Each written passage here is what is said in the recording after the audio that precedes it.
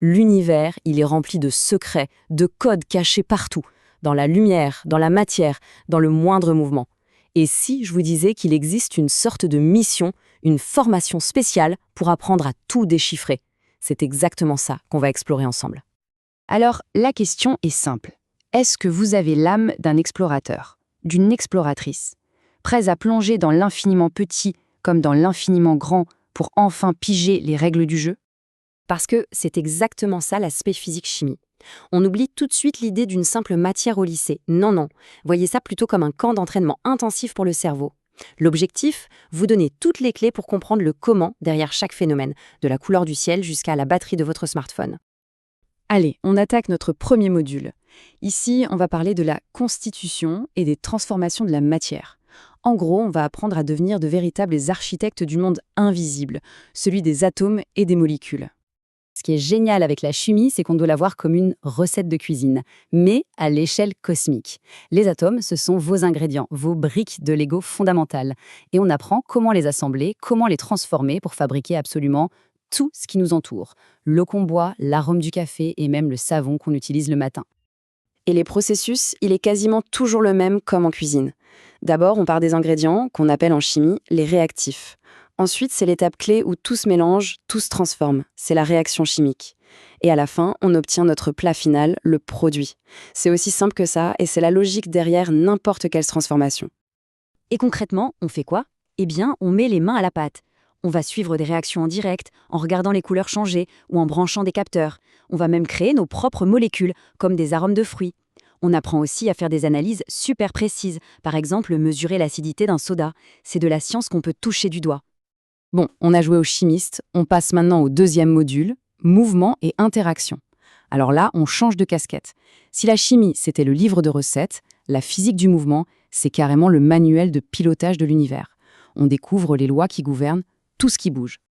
Et au cœur de tout ça, il y a la fameuse deuxième loi de Newton. C'est une formule qui a l'air toute simple, mais en réalité, elle est d'une puissance incroyable. C'est la règle d'or qui connecte la force qu'on applique à un objet, sa masse et son accélération. Et c'est cette seule et même loi qui explique aussi bien la trajectoire d'une planète autour du Soleil que la chute d'un ballon. Et c'est là que les applications deviennent juste passionnantes.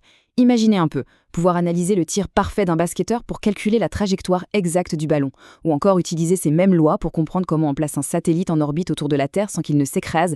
Eh bien, c'est précisément ce qu'on apprend à faire. Du coup, au programme, on va apprendre à utiliser un outil mathématique super pratique, les vecteurs. Ça permet de décrire super précisément la position, la vitesse et l'accélération.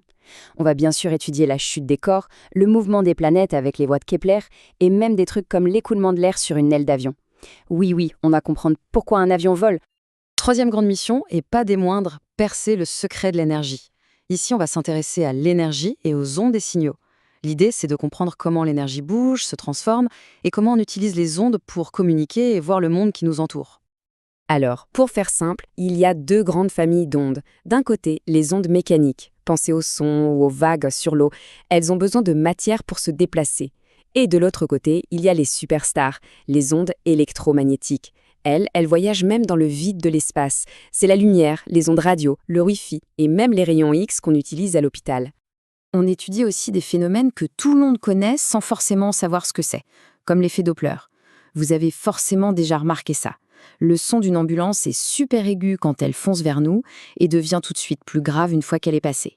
Eh bien, ce changement de son, c'est l'effet Doppler, et on apprend à le modéliser et à s'en servir. Et le truc de dingue, c'est que quand on comprend ces phénomènes, on ouvre la porte à des technologies incroyables. Cet effet Doppler, par exemple, on l'utilise dans les radars de vitesse, mais aussi en astronomie, pour mesurer à quelle vitesse les étoiles s'éloignent de nous. Comprendre la lumière, ça permet de fabriquer des télescopes. Comprendre les ondes, ça nous donne la 5G sur nos téléphones. Allez, dernier module. On a vu la théorie, mais la physique-chimie, c'est surtout une science qui se pratique. Bienvenue dans la boîte à outils du laboratoire.